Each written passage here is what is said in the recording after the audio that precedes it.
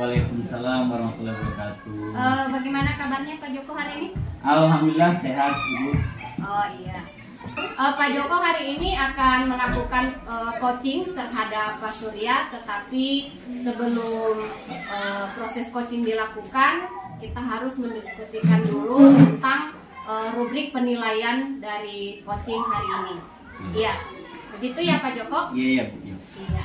Jadi pada saat coaching nanti saya akan menilai apakah sudah sesuai dengan alur tirta atau belum, kemudian apakah sudah memberikan pertanyaan berbobot, dan bagaimana coach merespon ataupun menanggapi pertanyaan dari coach. Ya. Kemudian jangan lupa untuk menerapkan prinsip coaching yang terdiri dari kemitraan, percakapan kreatif, dan memaksimalkan potensi ya Pak Joko. Ya. Kemudian sebelum dilakukan proses coaching, saya akan mengajukan beberapa pertanyaan kepada Pak Joko. Boleh ya? Bisa. Ya. Jadi pertanyaan pertama adalah dari proses coaching yang akan Bapak lakukan kepada Pak Surya hari ini, kompetensi apa yang Bapak ingin kembangkan? Jadi saya melakukan coaching sebentar, saya ingin mengembangkan kompetensi coach yang ada, yang yaitu ada 3. Yang pertama pendengar aktif, yang kedua kesadaran penuh, dan yang ketiga membuat pertanyaan-pertanyaan berbobot. Jadi itu kompetensi yang ingin saya capai sebentar pada saat coaching. Oh iya, seperti itu.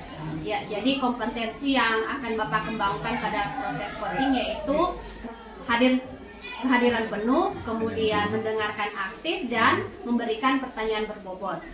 Selanjutnya, dari ketiga kompetensi tadi, kompetensi apa yang secara spesifik yang ingin Bapak kembangkan dari proses coaching hari ini?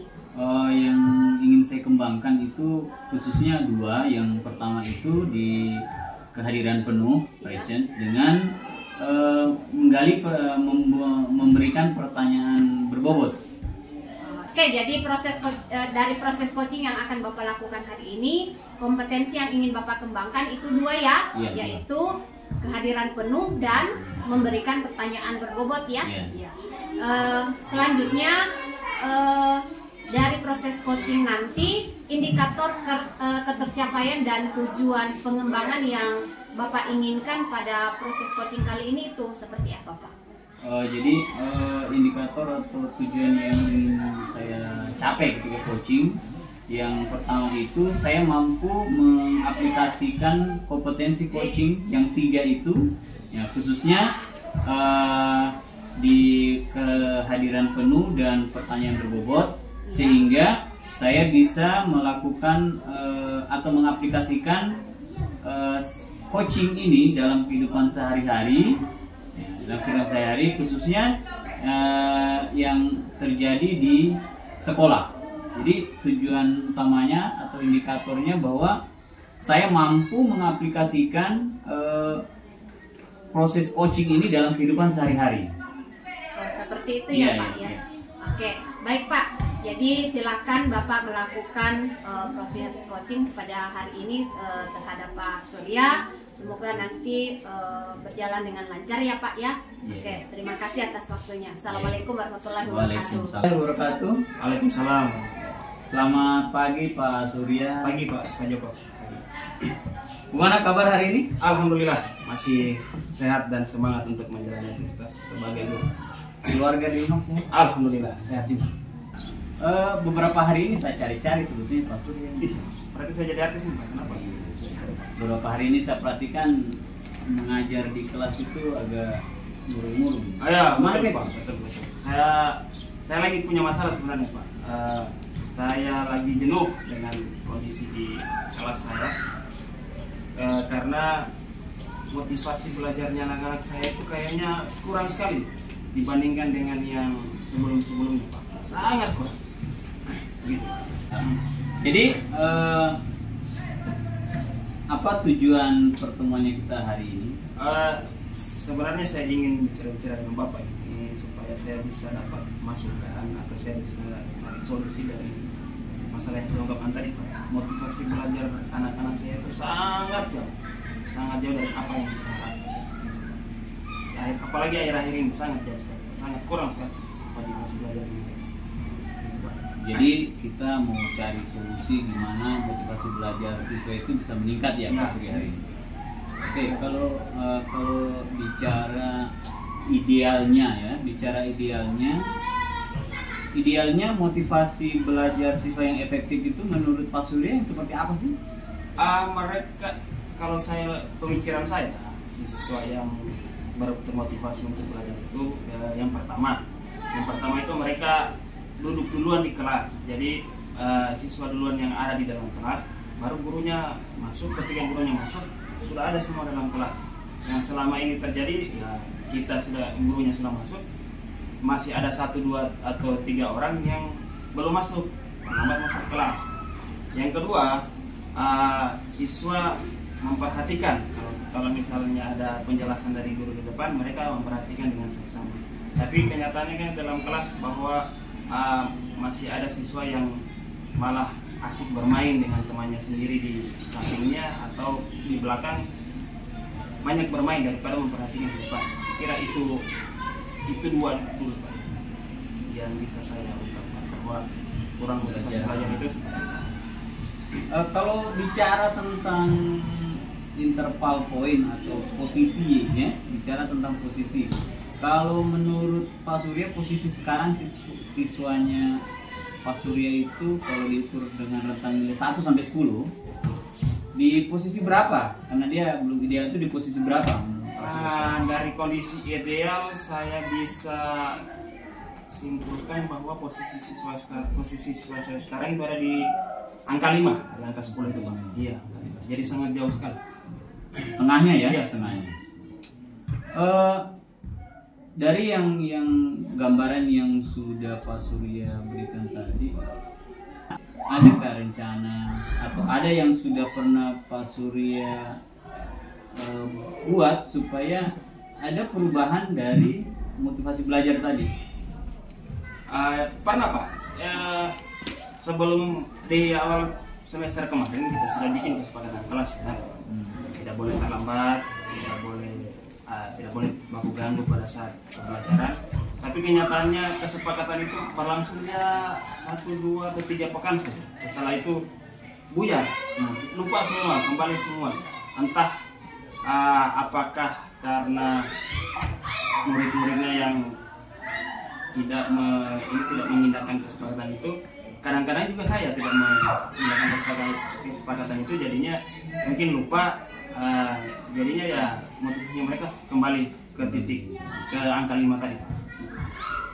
Oke, dari yang Pak Surya ceritakan berarti ada miss dengan kesepakatan awal ya, kesepakatan awal tentang yang disepakati untuk pembelajaran. Menurut Pak Surya, apa kekuatan yang dimiliki Pak Surya sekarang atau yang dimiliki Pak Surya sekarang untuk supaya kesepakatan yang telah dibuat di awal itu bisa berjalan? Bicara kekuatan tentang masalah kesepakatan kelas, tinggal diingatkan lagi sih sebenarnya Pak. Dengan saya sebenarnya sudah menyiapkan beberapa rencana untuk saya mau terapkan. Yang paling utama itu saya sudah siapkan pembelajaran yang bermacam-macam Pak.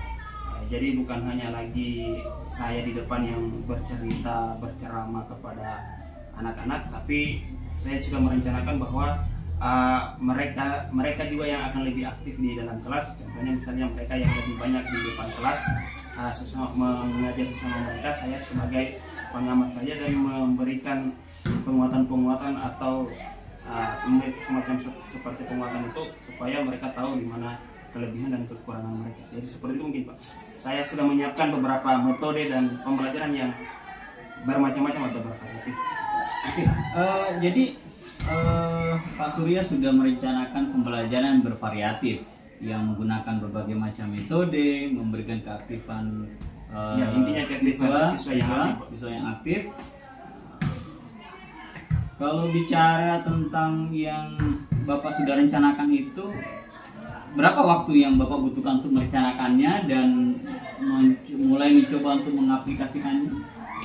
Kan sudah ada bayangannya di kepala saya. Jadi mungkin pekan depan saya sudah mau laksanakan, walaupun rencananya belum saya tuangkan di dalam sebuah RPP lengkap atau sebuah modul ajaran lengkap, tapi saya sudah mau coba laksanakan dulu. Apakah itu yang jelasnya di dalam kelas itu siswa yang harus lebih aktif dan siswa tidak mesti duduk terus di dalam kelas gitu. Saya mau ajak mereka berkeliling kelas gitu. Jadi Pak Surya membutuhkan waktu kurang lebih yang sekitar seminggu ya, karena sudah ada perencanaan, tinggal actionnya. Perencanaannya sudah matang di otak, belum ada di kertas, tapi sudah matang di otak. Sudah ada gambaran. Untuk menjaga komitmen itu siapa saja yang terlibat, Pak Surya? Sudah pasti saya akan ke kepala sekolah. Kepala sekolah memberitahukan kalau misalnya beliau punya waktu, beliau yang langsung melihat. Tidak masuk dalam kelas dulu sih, melihat dari jauh dulu apakah di kelas saya ini murid sudah bisa dikatakan aktif atau tidak, kan bisa kedengaran suaranya dari luar.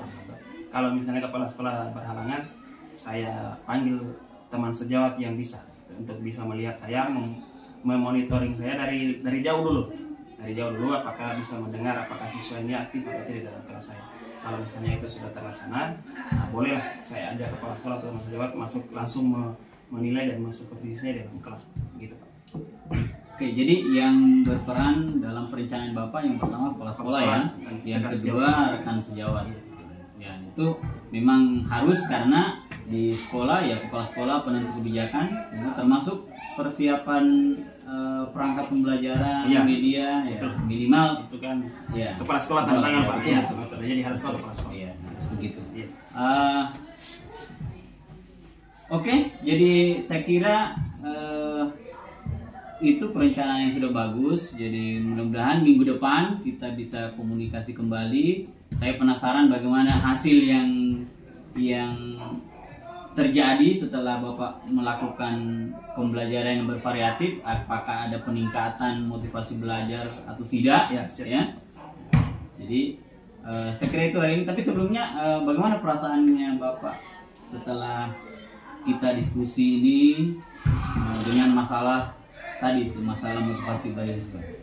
Yang saya rasa itu Pak, saya senang sebenarnya hari ini, senang sekali Pak, karena dengan bincang-bincang kita hari ini saya bisa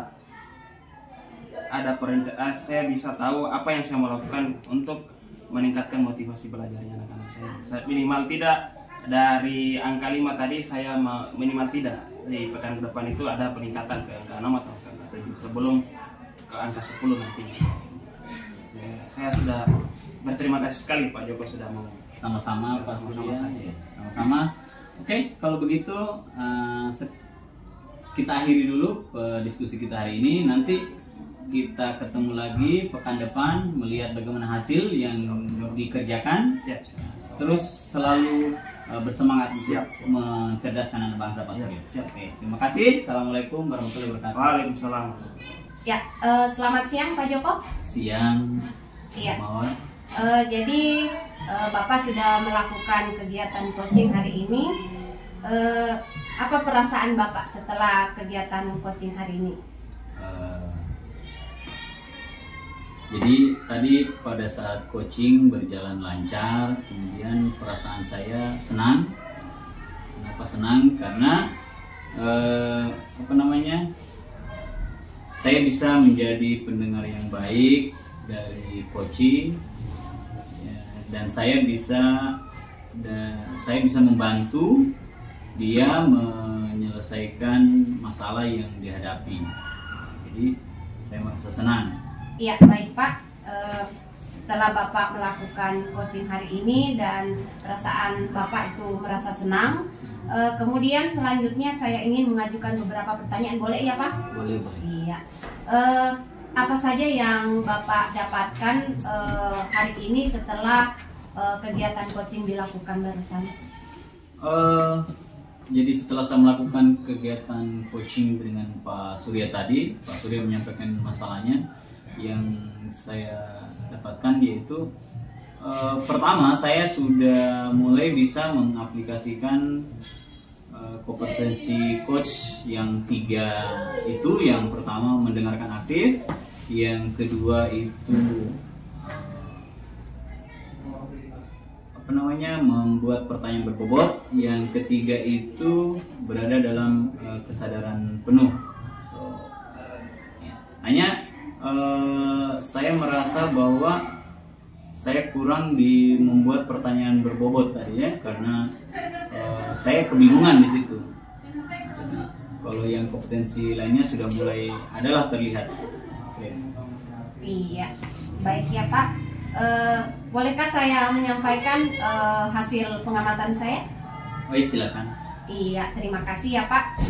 Jadi berdasarkan hasil pengamatan saya terhadap kegiatan coaching yang Bapak lakukan hari ini, secara garis besarnya itu sudah sangat baik.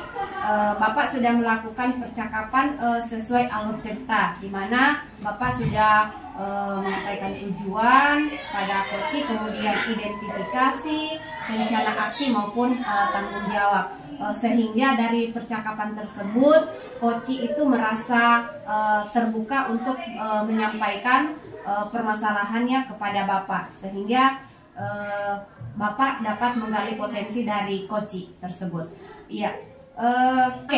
Dari ketiga kompetensi coach yang terdiri dari presence, kemudian mendengarkan aktif dan memberikan pertanyaan berbobot, kompetensi mana yang ingin Bapak kembangkan ke depannya? Jadi yang seperti yang sampaikan tadi, bahwa setelah melakukan coaching tadi, di membuat pertanyaan berbobot di situ saya agak kesulitan.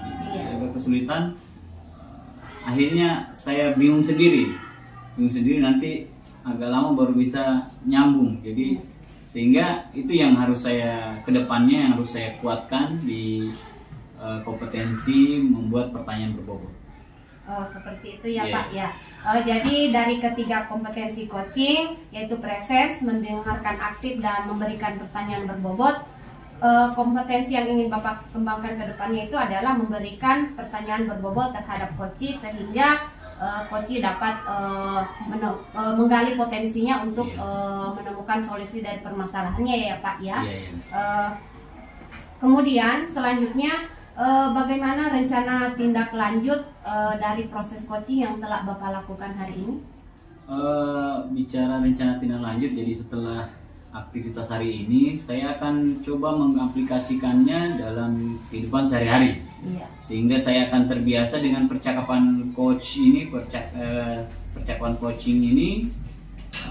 Jadi bukan hanya di rumah, tapi yang lebih utama di sekolah.